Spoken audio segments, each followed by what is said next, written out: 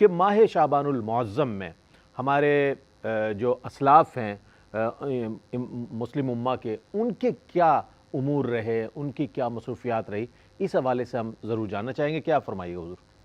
دیکھیے، اسلاف سے مراد ہم صحابہ بھی لیتے ہیں، جی سلف صالحین میں سارے، جی بزرگان دین بھی لیتے ہیں، علماء بھی لیتے ہیں.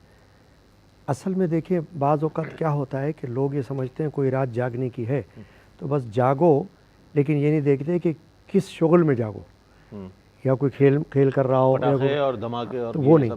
جاگنے کا مطلب یہ ہے کہ آپ عبادت میں وقت گزارو.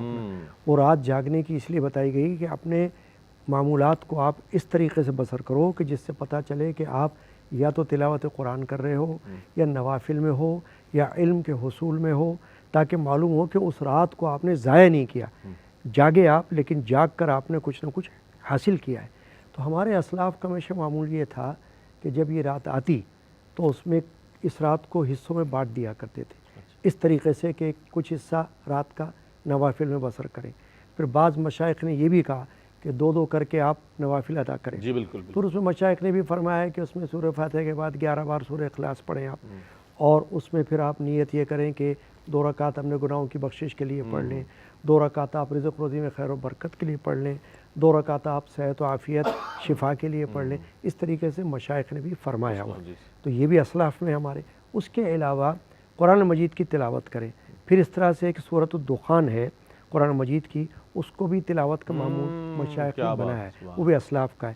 ایک بات اور ہے رئیس بھائی، اس کو ذہن میں رکھیے کہ ہم جب یہ بات کرتے ہیں اسلاف کی تو اس سے مراد ہم یہ لیتے ہیں کہ لوگ یہ چاہتے ہیں کہ جو ہمارے اکابر نے کیا ہے ہم اس کی پیروی کریں، تاکہ ایسا نہ ہو کہ ہم اپنی طرف سے کچھ کر رہے ہوں اور وہ درست بھی نہ ہو.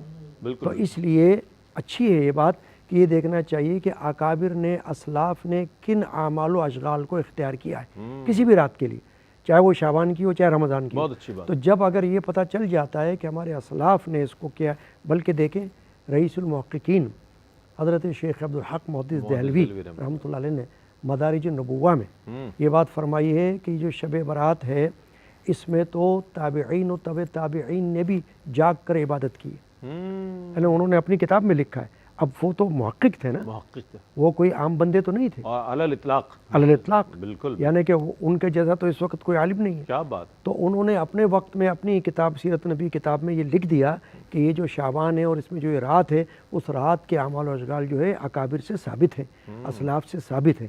اس سے یہ معلوم ہوا کہ تلاوت بھی کریں اپنی جگہ، نوافل بھی پڑھیں، اور درس و نصیحت یا واعظ کی محفل میں بھی شرکت کریں تاکہ آپ کو علم حاصل ہو. پھر صدقہ و خیرات کریں، بہت اچھی بات، وہ بھی ہے اس رات میں کریں. یعنی ہر وہ عمل جس سے اللہ راضی ہو، اور ہر وہ عمل جو آپ کے لیے عبادت میں داخل ہو جائے اس کو کریں آپ، تاکہ وقت ضائع نہ ہو. بہت اچھی بات. کیا کہنا ہے.